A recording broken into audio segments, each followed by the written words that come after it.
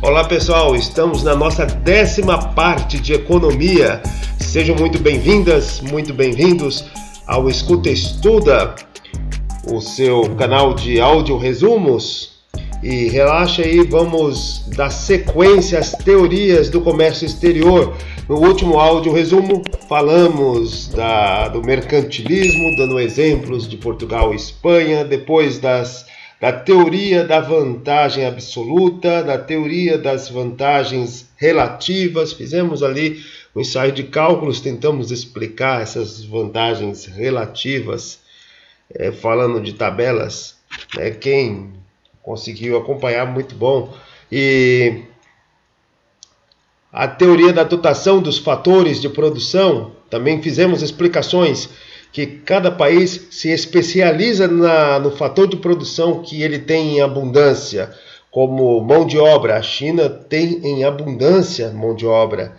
Capital, o Japão tem, Estados Unidos tem capital. Terras, o Brasil tem esse fator de mão de obra em abundância. E por que nós podemos fazer algumas comparações, como a Índia? A Índia tem também a mão de obra em abundância, porque ela não prosperou tanto quanto a China. Porque o Brasil, tendo o fator de produção terras, ele não conseguiu juntar capital e do capital formar tecnologia, como a China fez. A China no início, lá na década de 80, 1980, só tinha o fator mão de obra. E trabalhando este fator durante todo esse tempo, de 1980 até 2025, conseguiu não só fazer crescer o fator de produção, o fator de produção capital dentro do seu país, como também a tecnologia, que alguns autores dizem também que pode até ser considerado o quarto fator de produção. Aí falamos isso sob a ótica da teoria da dotação dos fatores de produção. Agora nós vamos para as teorias do viés desenvolvimentista com ingerência estatal.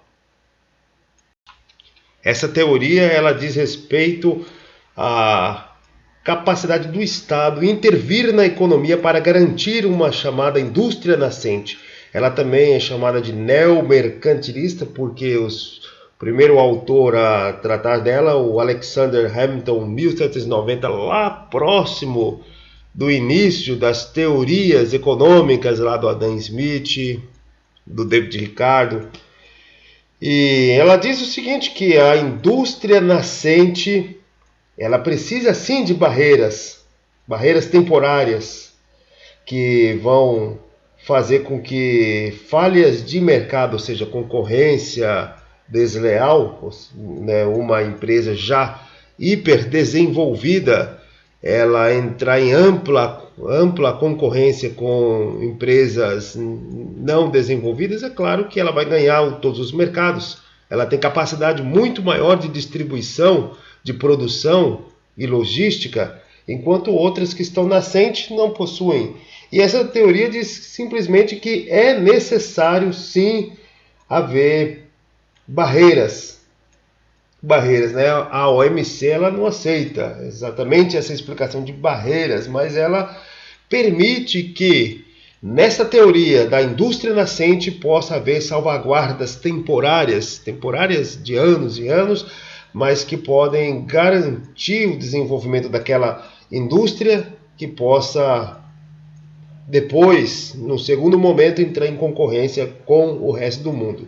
É claro que cada país é soberano para estabelecer a sua tarifa. Porém, quando este país adere à OMC, existe um limite de tarifas, existem regras as quais ele deve respeitar, como tarifar todos de forma semelhante, e obviamente, quando existe a quebra, vai depender do nível de poder que esse país tem. Essa teoria, ela tem uma coisa importante que provavelmente ela acertou em todas as outras teorias, como a teoria da vantagem absoluta, teoria das vantagens relativas. Ela tem uma análise mesmo que em tempos muito antigos ali, no início do século XIX, mas ela tem já a capacidade de compreender que países que relacionam-se nas trocas entre produtos essencialmente agrícolas trocados por produtos essencialmente industriais, vai existir uma desvantagem, principalmente para os países de produtos essencialmente agrícolas ou minério. Quando a pauta de exportação desses produtos, a pauta do país geral, a exportação de produtos agrícolas e minérios, como é o nosso, existe uma desvantagem com aquele que a pauta principal é produtos industriais. Por quê? Porque é o seguinte, conforme essa teoria diz, que bens primários, ou seja, bens agrícolas e minério, eles possuem uma elasticidade de renda menor do que os bens industrializados. Isso quer dizer que elasticidade de renda, um conceito que é estudado lá na microeconomia, mas também aplicado à macroeconomia, ele diz que quanto mais varia a renda, existe sim uma variação determinante da compra daquele produto. Se existe uma elasticidade menor no caso dos produtos primários, quer dizer que se a renda aumenta, então não vai mudar a compra, o volume de compra dos produtos primários, dos bens primários. Mas se aumenta a renda, os produtos industriais passam a ser mais comprados, né? E a tendência no mundo é de crescimento. Em geral, o mundo vai caminhando mais para o crescimento do que para a depressão ou mesmo a estagnação. Falam até da estagflação, quando existe uma estagnação nos números econômicos, sem que junto com uma inflação. Mas, em geral, ao longo da história, a economia vai crescendo, porque passou-se a ter a ideia de que até os tempos atuais sempre houve crescimento populacional. E esse crescimento populacional na humanidade, em geral, garantiu o crescimento econômico. E neste momento que há um aumento da renda, as pessoas passam a comprar mais produtos industriais do que comprar mais produtos agrícolas. E aí, a elasticidade de renda do produto industrial é muito maior do que a elasticidade de renda do produto agrícola. Ou seja, o país que tem grande parte da sua pauta de exportação produtos agrícolas e minérios, ele tem uma desvantagem no comércio internacional, com aqueles países que a pauta principal é de produtos industriais ou serviços especializados, porque se pegarmos os países hoje, atualmente, os Estados Unidos já não é um país industrial, sim, um país onde grande parte é do setor terciário, né? Só para relembrar aqui os conceitos iniciais, né? Nós temos o setor primário, secundário e terciário em toda a economia. Qualquer economia que se pense sempre vai ter esses três setores: o setor industrial, o setor agrícola e de minério e o setor de serviços. O primeiro setor é o agrícola e de minério. O segundo setor é o da indústria de transformação. Vai desde aquela que pega os minérios, criam chapas, chips, peças, até aquele que faz o produto final, aquele que entrega a máquina de lavar roupa, o carro, o skate, o videogame, o computador, qualquer outra coisa ali que seja o bem final acabado. Esse é o segundo setor. O terceiro setor é o de serviços.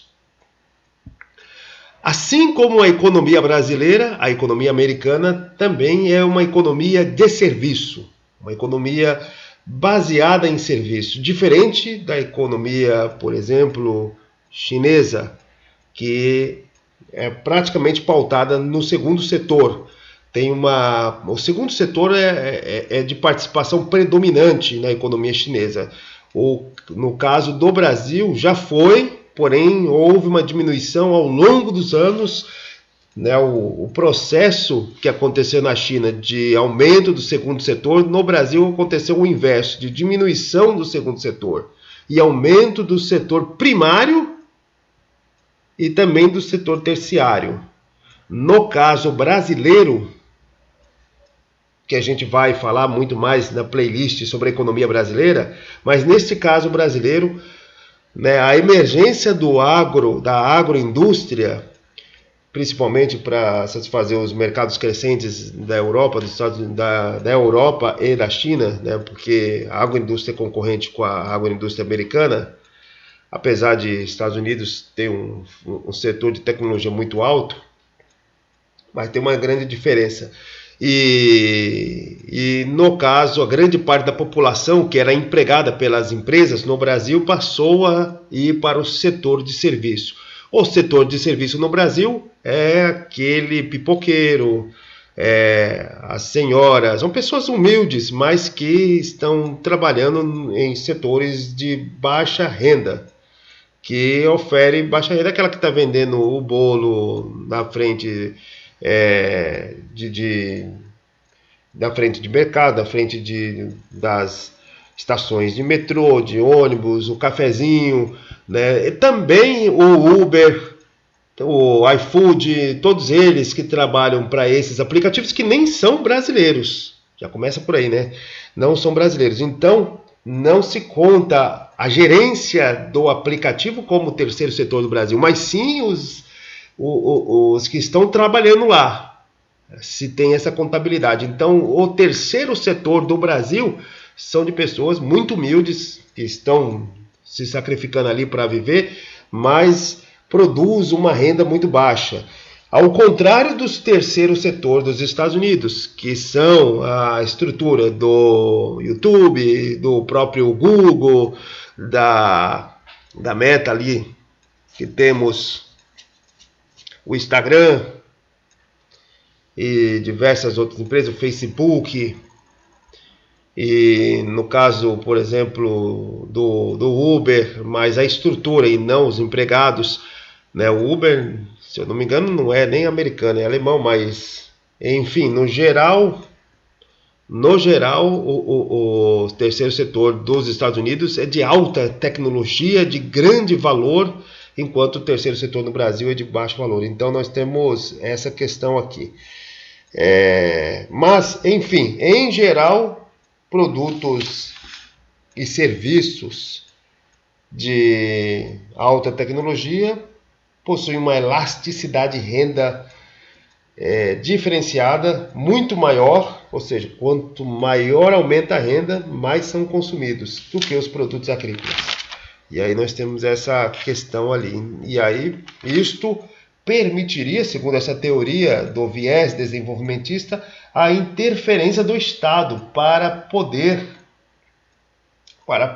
proteger essa indústria nascente, essa indústria que de início não dá para concorrer e é preciso que ela se desenvolva, fica forte para depois ir para os mercados internacionais, como aconteceu na Coreia do Sul com a Samsung. Ela teve subsídios, 5, 6 anos de subsídio para depois entrar no mercado internacional e ser o sucesso que é, o que realmente não acontece no Brasil. Se tiver 5, 6, depois consegue mais 5, 6, mais 5, 6, fica 15, 20, 30 anos de subsídios, não sai com capacidade técnica para concorrer lá fora. Então nós temos essa questão aqui, né? Por exemplo, nessa teoria do viés desenvolvimentista, ela se baseou na lei da informática do Brasil, que depois foi revogada, né? Já que chegou o mundo se tornou tão dinâmico que não teve como o Brasil segurar o seu desenvolvimento e cada vez ficar mais para trás, né? Então, essa teoria, ela diz que é realmente factível aos governos darem subsídio estatal para as suas empresas por um tempo, por um pequeno tempo, né? Fazer uma política comercial estratégica para que depois entre na concorrência internacional, para que haja possibilidade. Afinal, né, tirando a Grã-Bretanha, principalmente a Inglaterra, né, no seu desenvolvimento industrial, todos eles utilizaram de subsídios, utilizaram-se de taxas, né, como os Estados Unidos utilizaram lá no início do seu desenvolvimento, porque eles já, ao nascer, os Estados Unidos começar a sua industrialização, já existia países, principalmente a Grã-Bretanha, altamente industrializada, então não tinha como fazer uma concorrência direta, e aí se protegeu. Depois, a França, a Alemanha, a Itália, pelo menos no norte da Itália, passaram também a utilizar essa estratégia. É claro, Brasil em certa medida, mas depois abriu muito cedo, teve os problemas também da inflação, que nós vamos tratar na playlist sobre a economia do Brasil. Então é possível entender essa estratégia que hoje é muito utilizada, né, pelos países para poder desenvolver.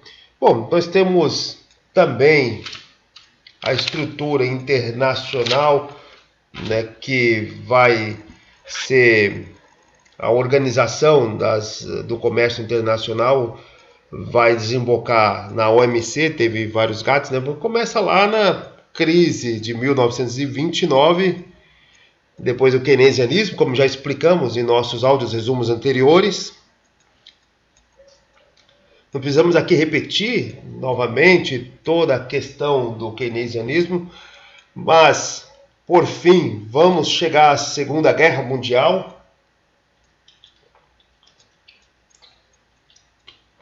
Depois da Segunda Guerra Mundial, o sistema Bretton Woods, que vai criar uma estrutura financeira mínima para auxiliar os países que estavam em crise depois da Segunda Guerra Mundial, muitos deles.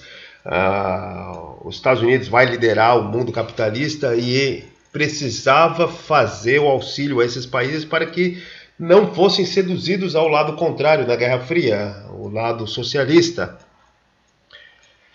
Então, faz-se essa estrutura, a estrutura do FMI, do Banco Mundial. O FMI é um banco para salvar as economias que estão ao pé da cova, ali na crise, e que, inclusive, ajudou o Brasil no Plano Real, quando o Fernando Henrique colocou para a par o real com o dólar. Não havia capacidade financeira para manter por muito tempo, mas com medo de flexibilizar o real e perder o controle e voltar toda a inflação, demorou-se um pouco para flexibilizar. O próprio Fernando Henrique Cardoso diz no seu livro isso, e acabou queimando as reservas brasileiras que tinham, e foi necessário pedir empréstimo ao FMI. E foi concedido. Depois de um tempo, chegou-se a uma estabilidade econômica e chegamos sim a pagar todo o empréstimo ao FMI, já no governo Lula, não só pagar como também emprestar, se tornar credor do FMI, de outras dívidas. Aí temos o Banco Mundial, que é o fomento para infraestrutura, outras coisas, e foi também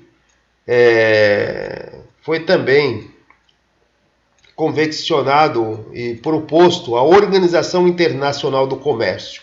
Ali, na rodada do GATT de 1947, foi proposto que fizesse uma organização internacional para gerir todo o comércio. Mas os Estados Unidos, que estava liderando o capitalismo, não aceitou a formação da Organização Internacional do Comércio. Então ficou apenas ali na rodada do GATT de 1947, onde tivemos 23 adesões. E o Brasil estava lá. O Brasil, né, o GATT, né, General Agreement on Tariffs and Trade, e isso quer dizer que é um acordo de tarifas, acordo inicial para que fizesse uma ideia de diminuir as barreiras criar regras, mas nem todas elas ainda estavam impostas, né? Mas os 23 países concordavam que iria diminuir as tarifas e aumentar barreiras não tarifárias baseadas na teoria que acabei de dizer ali da indústria nascente, né? Porque nessa rodada nós tínhamos diversos países que tinham nível de desenvolvimento completamente diferentes. E se colocasse todas as regras baseadas nos países que estavam ali no desenvolvimento econômico maior, ficaria brutal aos países de desenvolvimento menor como o nosso. Apesar do tamanho do território, do tamanho da população, apesar que a população brasileira não estava nem entre as 10 maiores ali em 1947, vai se tornar bem depois, mas agora está caindo novamente, deve sair. Aí tiveram várias rodadas deste acordo geral de tarifas e comércio, aonde a mais importante tem que ser pensada ali na oitava rodada. A oitava rodada, que é a do Uruguai, em 1994, aonde se tem a criação da Organização Mundial do Comércio, que vai fazer acordos multilaterais, que quer dizer o seguinte: multilaterais quer dizer que todos devem seguir, até aqueles que votaram contra. Acordos sobre serviços, propriedade intelectual, solução de controvérsias, agricultura. Sobre esses temas foi feito um acordo de que existiriam regras, as regras das quais eu vou falar daqui a pouco, mas todos os países, inclusive aqueles que foram votos vencidos, se fossem aderir ao OMC, teriam que respeitar essas regras.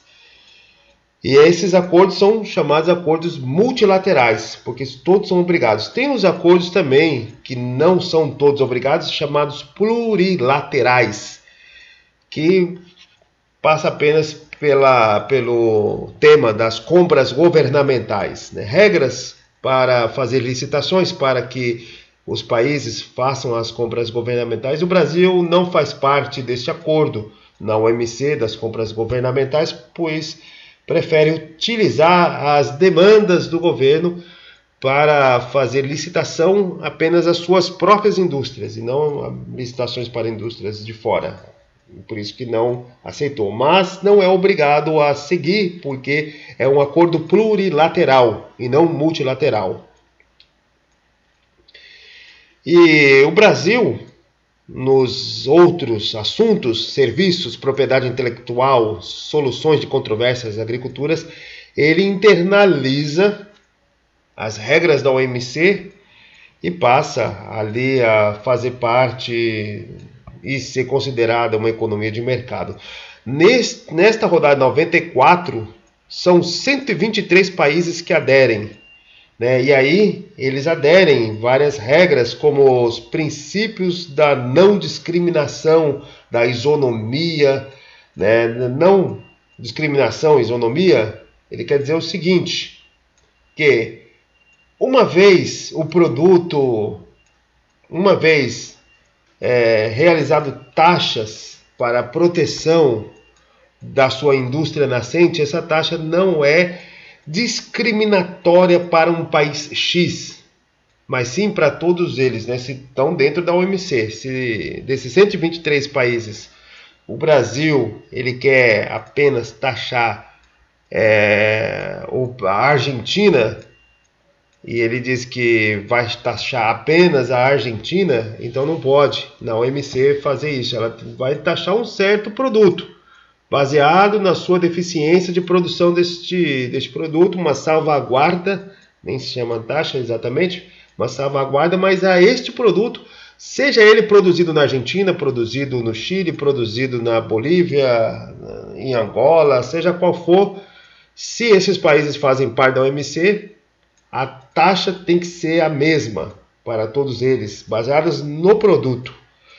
É claro que pode-se falar, mas o país tal taxou o outro país. e ele faz parte da OMC, aí ele vai ser processado, vai receber vai receber um processo, vai ter as fases, né, que são várias fases aqui que, vamos dizer aqui, né, as 4 etapas, né, a consulta primeiro sobre se essa taxa é legítima ou não para somente aquele país.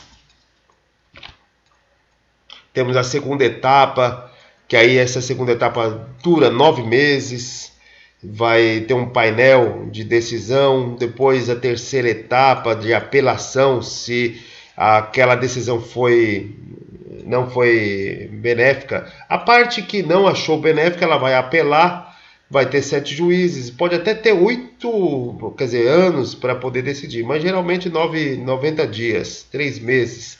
E aí é autorizada uma retaliação, passa-se meses para ter uma retaliação, mas isso no momento em que o comércio está equilibrado, não há um solavanco tão grande quanto uma guerra comercial que vai passando. As coisas hoje funcionam de forma tão rápida que não dá tempo para esses julgamentos.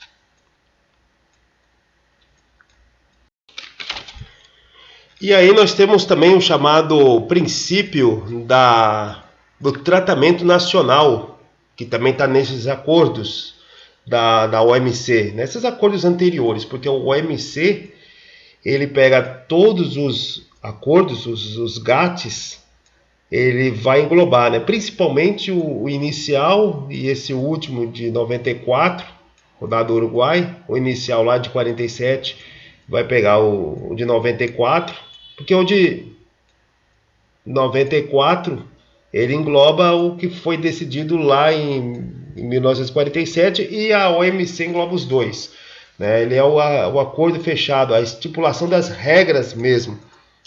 Temos uma regra em destaque que é o tratamento nacional. Quer dizer o seguinte, uma vez o produto importado, ele tem que ter o mesmo tratamento do produto nacional. Ele não tem que ser diferenciado dentro, pelo menos pelos órgãos oficiais. Se a gente importa, sei lá, computadores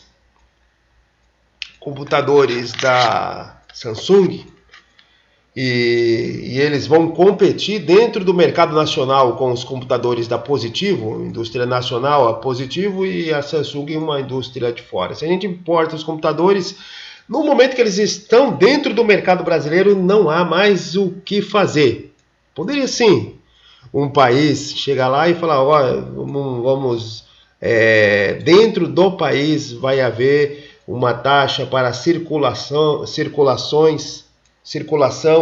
dos produtos da Samsung, os produtos da empresa tal, ou os produtos que vêm do país tal, dentro do país, uma vez importado, eles vão ter essa taxa. Não pode. Não pode, porque se estipulou na OMC que uma vez importado ele vai ter tratamento nacional. É como se ele estivesse sendo produzido no país. Chegou lá no porto, o container desceu ali do navio, já entrou ali no país, então ele vai ser distribuído, ele vai concorrer de igual para igual com o produto nacional. Ou seja, nesse nosso exemplo fictício ali, a Samsung vai concorrer da mesma forma que os computadores da Positivo, produzidos no Brasil, e pronto. É o chamado tratamento nacional, ou seja, esses produtos similares. Só para finalizar aqui, para que o vídeo não se torne muito mais longo do que o necessário, a OMC, nos seus acordos, eles possuem vários anexos. Para a gente finalizar aqui os conceitos finais da economia, a OMC tem vários anexos na sua Constituição, que são os acordos que vão tratar, e todos os países que aderiram à OMC vão ter que respeitar, que são os vários anexos que são chamados ali, anexo 1A, anexo 1B, anexo 1C, anexo 2, anexo 3 e anexo 4, 6 anexos. Né? Mas não precisa lembrar de um A, um B, um C, 2, 3 e 4. Só lembrar que o anexo 1A ele vai tratar das regras para a circulação de mercadorias no planeta. Pelo menos no planeta, não, de todos os países que aderiram ao OMC. Mas praticamente hoje quase todos aderiram. E a OMC, então, o anexo 1A trata das mercadorias, o anexo 1B trata dos serviços, as regras de circulação de serviços entre os países, principalmente agora que o setor de serviço de um país consegue invadir o outro. Até na década de 90 não tinha isso. O terceiro setor ele não era tão dinâmico quando se falava de exportações. Ele não conseguia sair de um país rapidamente e chegar no outro. Apenas por outras formas, orientações, ligações ali. E quando se tem a popularização da internet, os serviços, as redes sociais, né, as plataformas de serviço, aí sim o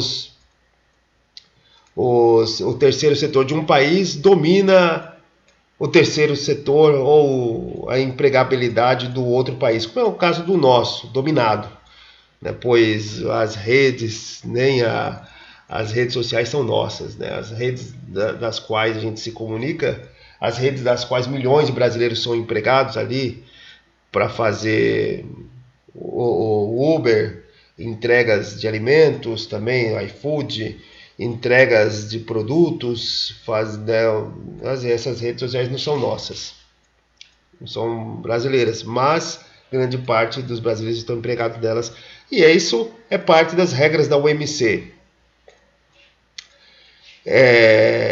O anexo 1C vai tratar da propriedade intelectual. Quais são as regras para proteger a propriedade intelectual que é criada em um país, né, as patentes em um país, e elas têm que ser respeitadas em outros países.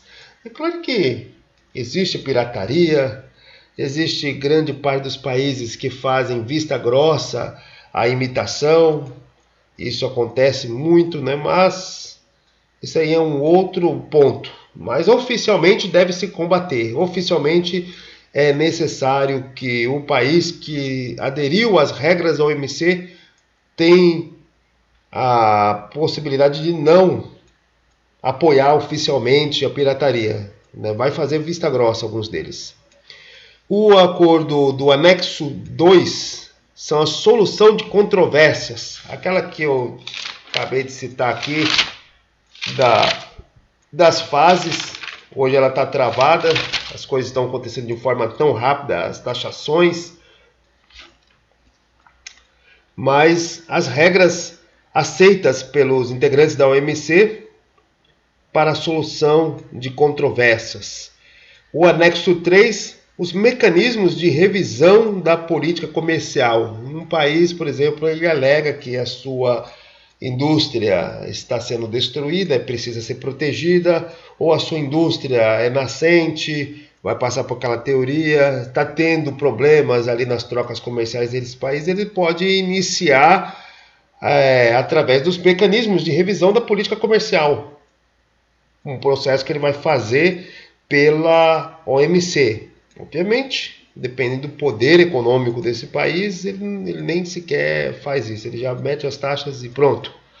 E o anexo 4 são os acordos plurilaterais.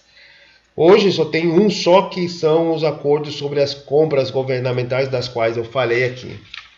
E para finalizar, realmente fechar aqui a questão da estrutura da OMC. Cada membro da OMC, nós não estamos tratando aqui de países, lembrando aqui que a OMC não faz parte da ONU. Ela é um outro organismo, a ONU é uma coisa, a OMC é outra. Mas nós temos na OMC a administração de acordos, os fóruns negociadores comerciais, as soluções de controvérsias, os exames das políticas comerciais, todas essas ações. mas na sua estrutura nós temos as conferências ministeriais, que são esses encontros de 2 a 2 anos. Cada 2 anos existe essa criação desse órgão, que é a conferência ministerial, é um órgão ad hoc, né, é temporário, e aí eles têm um encontro de 2 em 2 anos para discutirem as regras, fazerem as mudanças, que eram os GATS, aí agora são chamadas de rodadas da OMC. Nós tivemos a primeira ali, né, o último GATT foi em 94, aí formou a OMC. Aí nós temos a primeira rodada, que foi em Singapura, 1996, a segunda em Genebra, 1998, Seattle, 1999, Doha, 2001, e aí por aí vai. Vou falar todas elas aqui, né? Teve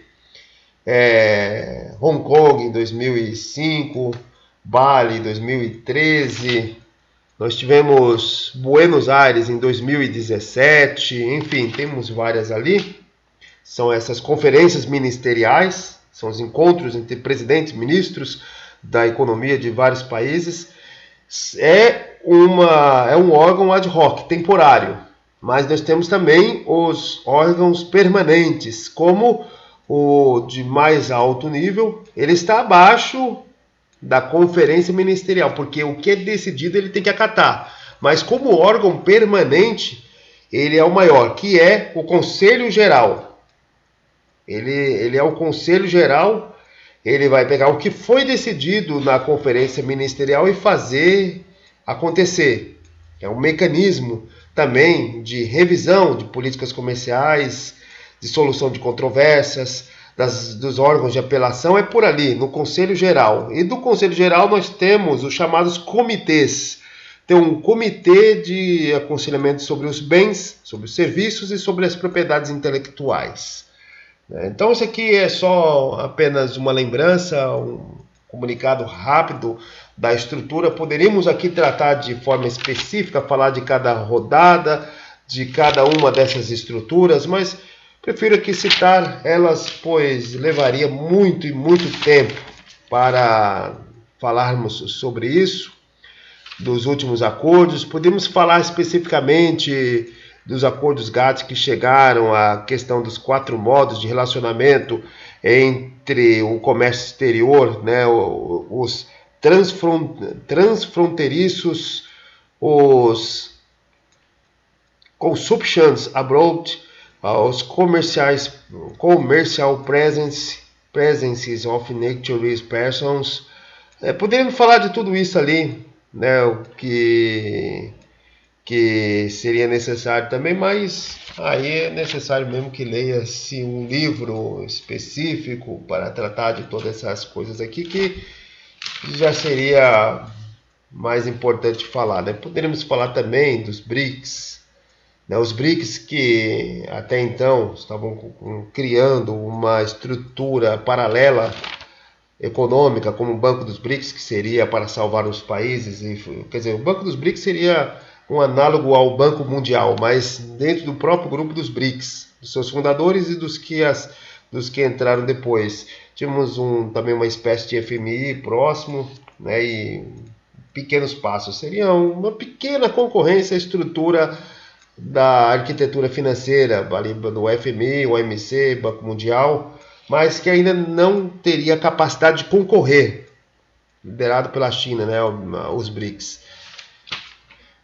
E o Mercosul, poderíamos tratar também de que mostrando que o Mercosul não é exatamente uma União Europeia, muito longe disso, né, é no máximo, né, um acordo de comércio que, se você chegar no Mercosul, na União Europeia, é uma união mesmo econômica, né? Se chegou até mesmo a compartilhar a mesma moeda, o euro. E no caso do Mercosul não, é apenas uma redução de tarifas que tentou se chegar, mas existe muita desigualdade entre as economias. Um padrão de economia também e desenvolvimento tecnológico muito diferente entre Uruguai, Paraguai, Argentina, Brasil. apesar de socialmente terem semelhanças muito grandes, mas não é exatamente o que acontece na União Europeia. Bom, é isso que nós temos que falar. Depois vamos abrir a nossa playlist sobre a economia brasileira e vamos tratar ponto por ponto. E agradeço a todos que ouviram a parte de economia, os conceituais, desde os neoliberais, keynesianistas, keynesianos, e sobre o controle da inflação, política fiscal, política monetária, tudo isso. Muito obrigado e se inscrevam no canal, dão seu joinha e até o próximo áudio resumo.